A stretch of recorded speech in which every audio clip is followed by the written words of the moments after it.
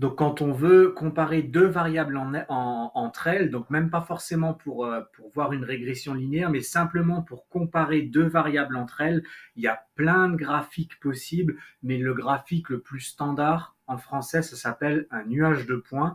En anglais, ça s'appelle un scatter plot. Donc, on va utiliser ce qu'il y a de plus standard et c'est celui-ci que je vais utiliser. Et donc, pour faire de l'affichage graphique, je pourrais rester sur Pandas parce qu'il importe, il est en sous-couche de Pandas, il y a du matplotlib, mais j'ai déjà expliqué dans d'autres vidéos que moi j'utilise Plotly et donc je me force à chaque fois pour maîtriser la librairie, je me force à chaque fois à utiliser la librairie pour n'importe quoi. C'est un conseil que je vous donne. Si vous voulez maîtriser une librairie, appelez-la à chaque fois pour ce qu'elle doit faire. Donc, en l'occurrence, Plotly, là, c'est Plotly Express. Donc, c'est une version un peu, on va dire, simplifiée de Plotly, mais ça me suffit juste pour ce que je veux montrer.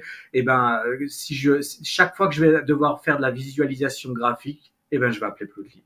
Donc, je vais l'appeler et je vais l'appeler avec scatter. Donc, hop là, pardon. Donc, je vais l'appeler avec la méthode scatter qui va me permettre de générer un scatter plot, donc un nuage de points. Et il y a deux méthodes pour le faire. Je vais vous montrer les deux méthodes. J'ai le droit de faire ça une fois que j'ai ouvert des parenthèses sous Python. J'ai le droit d'aérer mon code en mettant des espaces, des retours à la ligne, des tabulations, parce qu'il sait qu'il est entre deux parenthèses. Donc, il sait que je vais lui mettre dedans. Il sait que ça, c'est en gros une méthode ou une fonction et qu'à l'intérieur, je vais lui mettre des paramètres. Et donc, les paramètres, je vais les mettre sur chaque ligne. C'est juste pour que pour vous, ça soit plus lisible. La première méthode pour le faire, c'est lui dire ce que c'est mon data frame. Et donc, mon data frame, c'est ça.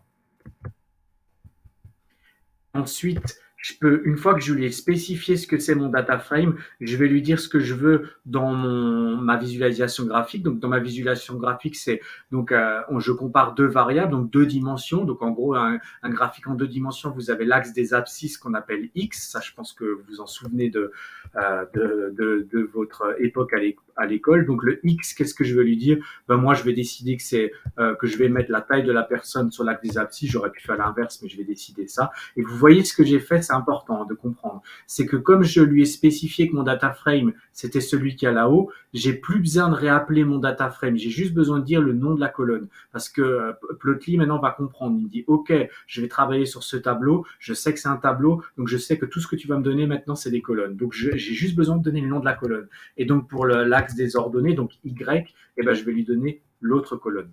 Hop là. Donc, comme ça et comme ça. Et donc là, il y avait trois paramètres. Je vais enlever cet espace qui ne sert à rien. Et là, en gros, il y avait trois paramètres. Un paramètre pour lui spécifier sur quel tableau il va travailler, sur quel data frame. Un autre paramètre pour lui dire ce que je veux sur l'axe des abscisses. Et un autre paramètre sur l'axe des ordonnées. Je ne pouvais pas faire beaucoup plus simple. Je peux faire un poil plus simple. C'est sans ça. Mais par contre, si je fais sans ça, je ne sais pas. Ah, j'ai appelé sur mon téléphone mon assistant Google. Bref, je peux faire une autre méthode, mais si je fais ça, il va me générer une erreur et je pense que vous comprenez facilement pourquoi. Donc, si j'exécute ça, il me dit qu'il comprend pas en fait. Alors déjà, il comprend pas la syntaxe parce que j'ai oublié de mettre une virgule. Ça, c'est le premier problème. On met des virgules entre chaque paramètre, même si je fais des sauts de ligne.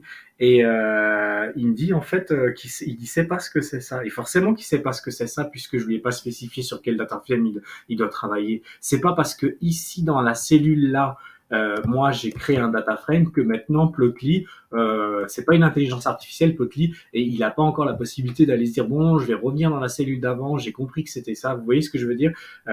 Peut-être que plus tard il sera capable de le faire, mais pour le moment il n'est pas capable de le faire.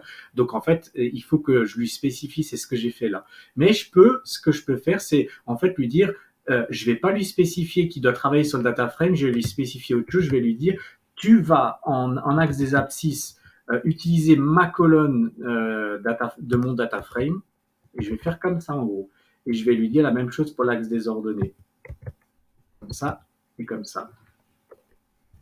Donc en gros là ce que je lui dis c'est pas que je lui dis pas en amont j'ai un data frame, tu peux prendre la colonne 1 et la colonne 2, enfin juste en donnant le nom des colonnes. Ce que je peux aussi faire, c'est ne pas spécifier en paramètre le data frame sur lequel il utilise, mais dans ce cas-là, je vais devoir lui dire, va sur mon data frame avec cette colonne-là, et pour l'axe des abscisses et pour l'axe des ordonnées, la même. Donc il y a deux façons de faire, et je vais vous montrer que le résultat est strictement identique.